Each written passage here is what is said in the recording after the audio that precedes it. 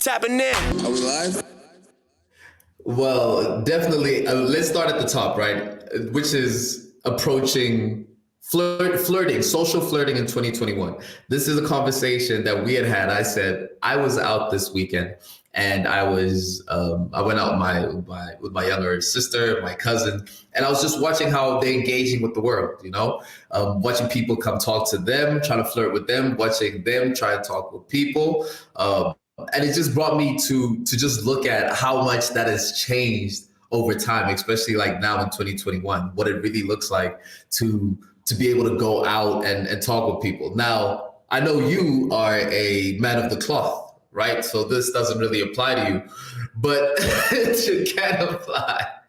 I appreciate that. Yeah, definitely.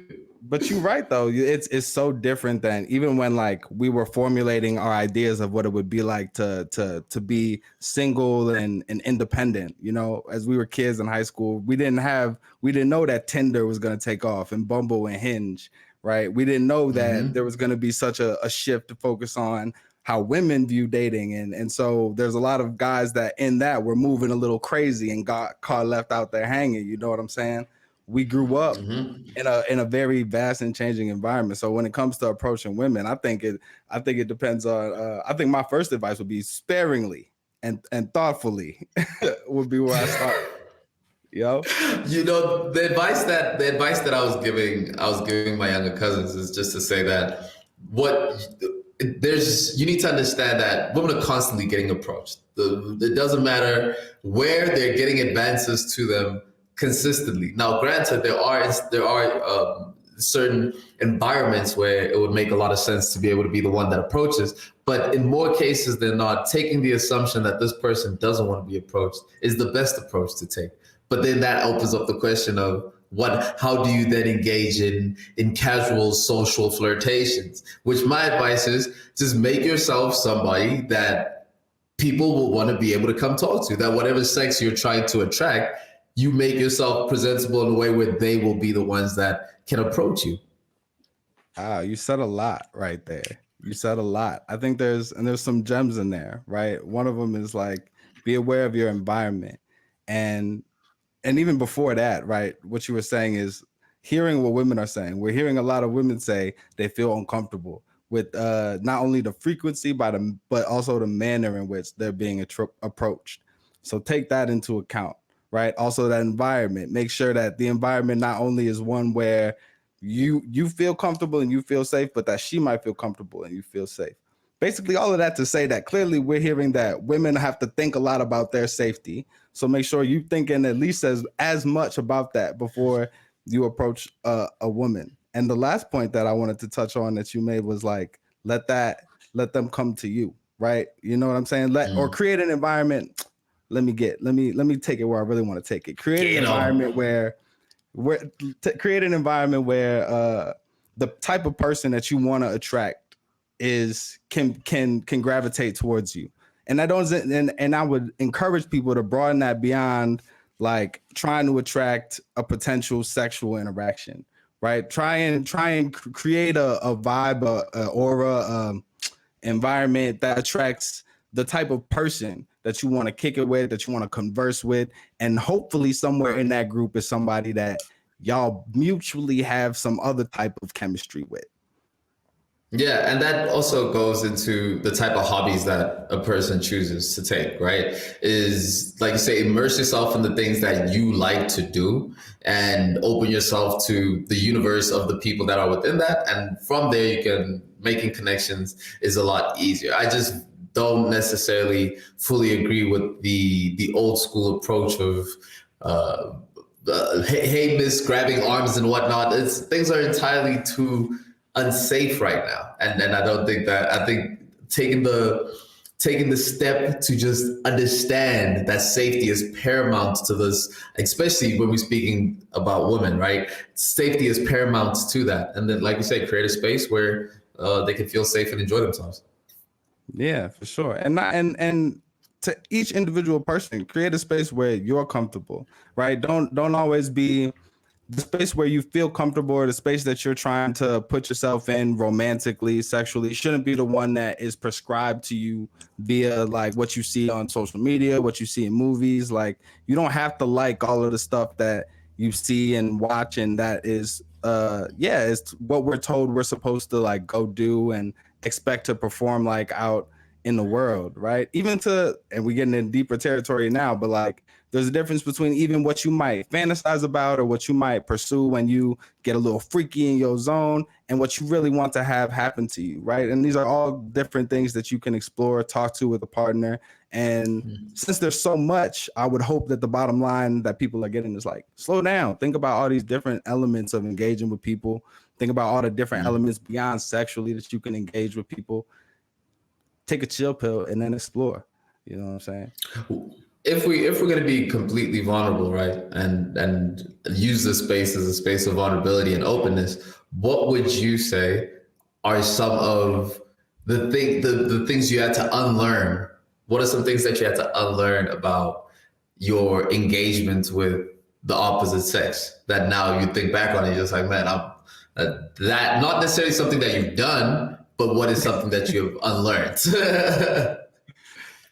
That's really easy. The first one that immediately comes to mind is that I think we're taught to a certain extent as like as youths, right, that your worth as a man, as a straight young man is how many women you can attract, right? And I think something I unlearned as I got older was one, realizing that that's short-term thinking, especially in terms of effort. I can put my effort in so many different places, and if what I really want is to have a nice selection of partners, then that'll come if I really devote myself to my craft, if I really double down on being the type of family man that I want to be, the right type of brother, the right type of son, then that attracts a different type of person to me. So really putting effort into attracting a lot of mates with the intention of, both whatever type of romance, but also bigging up your ego and your clout, right, based on how you move in these streets, is actually counterproductive, because the more you focus on that, the more you are trying to be that guy, the less you really are that guy. Yeah, yeah, definitely. And it reminds me of a study recently. I think it's Dr. Carl Wurzburg, right? And he has Okay. a pod, and he has a podcast. It's actually really dope. And they pretty much just break down the brain functions, right? So these impulses of sexual drive and the pursuit of the opposite sex, where does that come into play from a biological standpoint?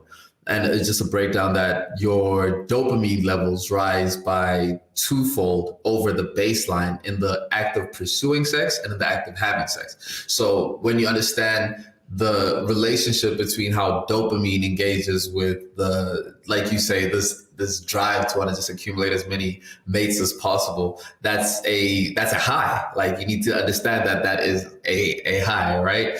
So for comparison, they say a cigarette increases your dopamine base levels by eightfold, right? So that's a huge spike, which is why that crash comes down. And one of the key measures of a dopamine spike and decrease is that it goes further down past the baseline usually, right? So the high that you get, you usually don't end where you started at. You'll end lower than where you started at. Hence things such as what drug users call suicide Mondays or suicide Tuesdays, you know. Yeah, Fascinating stuff. that plays into all types of the patterns of habit, right? Like beyond sex, that applies to drugs, that applies to caffeine, that applies to work, right? Mm-hmm. You get in this space where, for like, you find this thing that you really love, that gives that stimulates you in a way that you want more of, and then you create a routine around it, and then all of a sudden, after a little bit of a while, whether it's that sexual encounter, whether it's getting that coffee from that new favorite coffee place, the double espresso shot that you never really tried before, you know what I'm saying, whether it's Mm-hmm. seeing results from your work and staying till 7 8 p.m., really stretching that, you get into this routine where the reward starts to decrease, and now you're pouring more of Mm-hmm. yourself into whatever this thing is, to try and get that same response. And we all have to be careful of that. Too much of a good thing, too much of Yeah, any good definitely. thing, I done realized I done had too much of stuff that I never thought I would get too much of, man. You know? And Like so what? you gotta be careful with that. Like all sorts of things like sugar. You know, that sugar will kill you, bro. True. That sugar will kill you, Hey, boy. hey, the number one killer for black people is seasoning.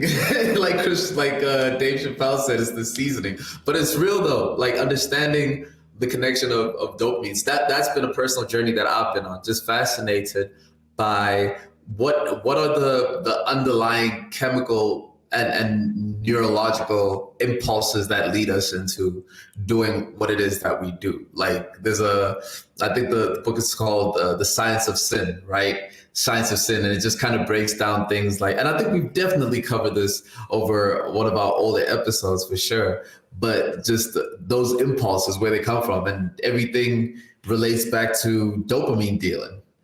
This is dopamine dealing. Word. Yeah. And it's just important to understand the root of those impulses, man. I know you talk a lot about meditation, and a large part of the reason for that is because if you continue to work at it, you get into a space where you can kind of see your thoughts pass by, but not feel as attached to them, not have to experience all the emotion of them. And you get to a different place where you can kind of, for lack of a better term, pick up and put down the things that are going on in your life, right? And that takes work to get there, but I think it's really important to be able to do that with our impulses, especially those that involve other people. You get Definitely, and that heavy reliance on meditation is because I am an impulsive person, you know, and that's like integral into, say, being an entrepreneur. You need to be able to act off of your impulses in order to solve problems, in order to decide which way to go. As an executive on your front, you were recently telling me a story about having to act very, very quickly on the impulse of having to keep kids safe in Chicago because there were shootings that were going around, or whatever the case is, targeted shootings in schools. And you need to be able to react quickly, but that can easily spill over, and has in my case a few times, into things outside of just the impulses of work, that then starts tapping into, man, okay, let me do this. Let me have this impulse of work. All right, let me go do this other thing right here. Let me go do this other thing. And so meditation kind of allows for a second between when I get that impulse and acting on that impulse. Meditation gives me the space between those two things to be like, actually, that's just an impulse. Yeah, you can keep calm in the room while it's crisis in the building, and I like that. That's important, right? But if I can respond in kind, let me hear from you, right? And it doesn't have to be necessarily in the romantic sector, but something related to impulse that you've unlearned or untaught. I'll tell you, it's looking at women, like having my head on a swivel. That was a big one, right? That's something that a partner of mine had told me I do. A partner of mine had told me I do, right? And if we're, again, being fully... That's an uncomfortable conversation, for sure. I know. All the way live, episode 1, we're giving it to him all the way live. I was saying between her and you, for her to have to tell you, you know what I've been noticing? And those types of conversations never come out very as calmly as you put it. It's never like, I think you might look. No, it's never. There's usually a physical motion that's accompanied by it, right? And what Zoe went through that, so y'all ain't have to go through that, man. We appreciate you bringing that. You're welcome. I'm a martyr of sorts. Anyways, what tripped me out is that, not that I was looking, but the fact that I didn't know I was looking, right? Because when I was sitting there in the car and she was like, "You're doing it." I was like, I didn't even look at this person. I was like, what are you saying? But surely the action of looking was, noticeable. And I was like, damn, this is clearly not something that I've trained myself to do without even noticing that I'm doing it. And from that point, trying to be somebody, and trust me, when I say in South Africa, that's a very difficult thing to do. You know, I talk all the time about how this place here has the most beautiful people, has now man, woman, I don't care. This is a country of beautiful people. That's just a fact. That is known. This is a real struggle. This is like a CIA agent that was always trained to look for all the exits in every building that he goes into in a door factory. And now he doesn't know what's real, what to do, man. That's a real struggle, bro. I appreciate That's real. Yeah. You're welcome. A difficult task that I had to take on myself. But a part of unlearning how not to just be keeping your head on a swivel for me came in like accepting the fact that cool, it is something that I do, and now you can't not do it is the thing. If you wanna break, at least for me, if to break away from having my head on a swivel, I had to always not do it. That way, it's instinctual to not look. That's something I learned. Word. Hey, no, I'm glad that you were able to bring that one to the table, you know, because mine was very much an internal shift in thinking that later played out in actions, but yours was more of like a physical, almost muscle memory type of thing that you had to kind of unlearn. And that's the work that we need to do. These are the type of conversations that I feel it's important to have as us as guys, checking each other like, yo, how are we moving out here? And as a group, even if nobody's moving reckless, there's always room to tighten up, you know, especially as we get older and hold ourselves to a higher standard.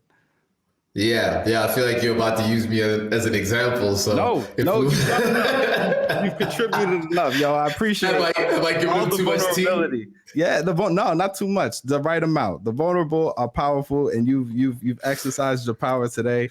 I think we bodied that. I think we can move on to current news. What do you think?